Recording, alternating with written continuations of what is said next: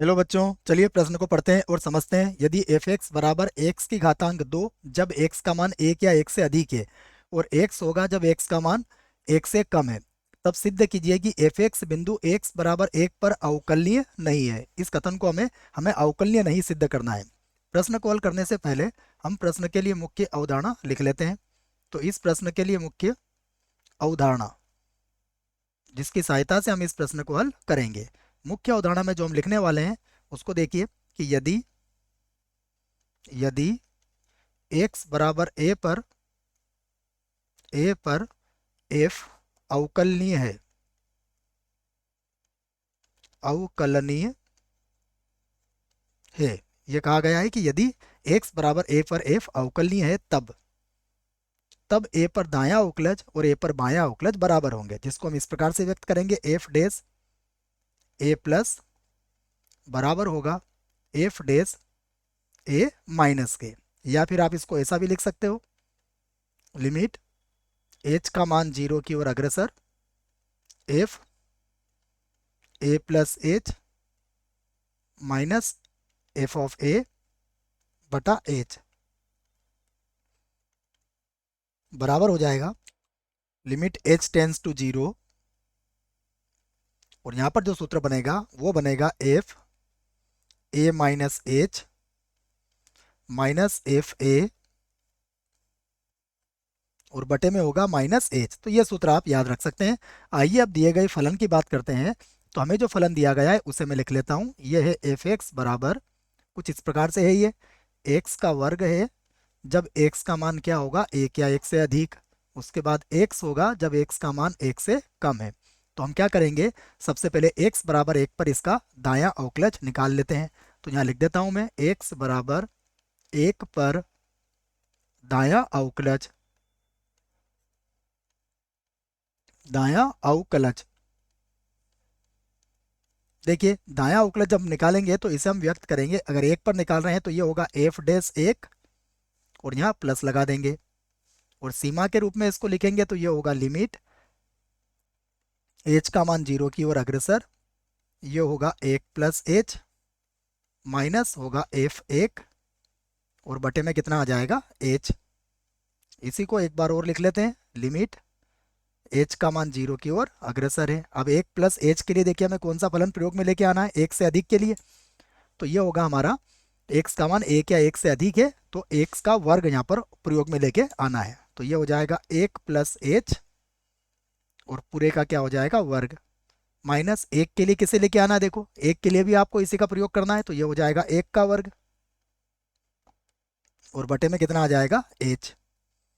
इसको और आगे हल कर लेते हैं। तो फिर से लिखेंगे हम लिमिट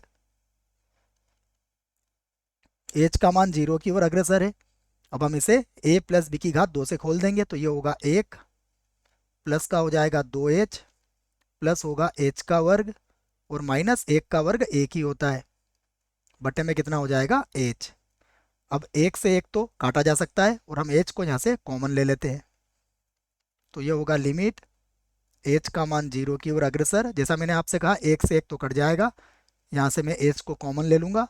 तो ये होगा 2 प्लस h और बटे में कितना आ जाएगा h। तो यहाँ पर h से h भी काटा जा सकता है।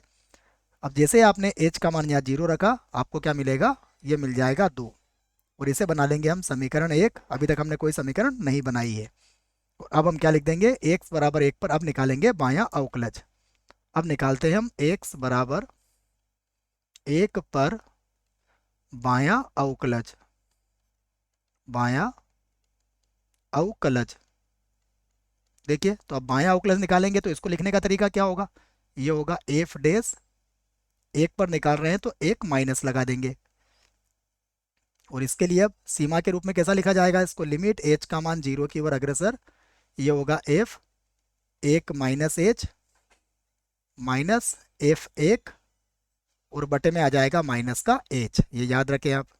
फिर से लिखूंगा मैं लिमिट एच का मान 0 की ओर अग्रसर। अब एक माइनस एच के लिए हमें जो फलन प्रयोग में लेके आना है वो समझिए आप, एक से कम के लिए, एक से कम के लिए हमें एक्स का उपयोग करना है बच्चों, यहाँ भी देख लीजिए। तो इसी को हम यहाँ पर प्रयोग में लेके आएंगे। तो मैं लिख देता हूँ, ये हो जाएगा एक माइनस का एच माइनस एफ एक के लिए तो हमें एक एक्स का वर्ग ही लेके आना है, तो एक का वर्ग हो जाएगा।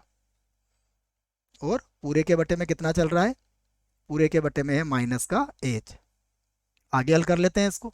तो फिर से लिखूंगा मैं लिमिट एच का मान 0 की ओर अग्रसर है।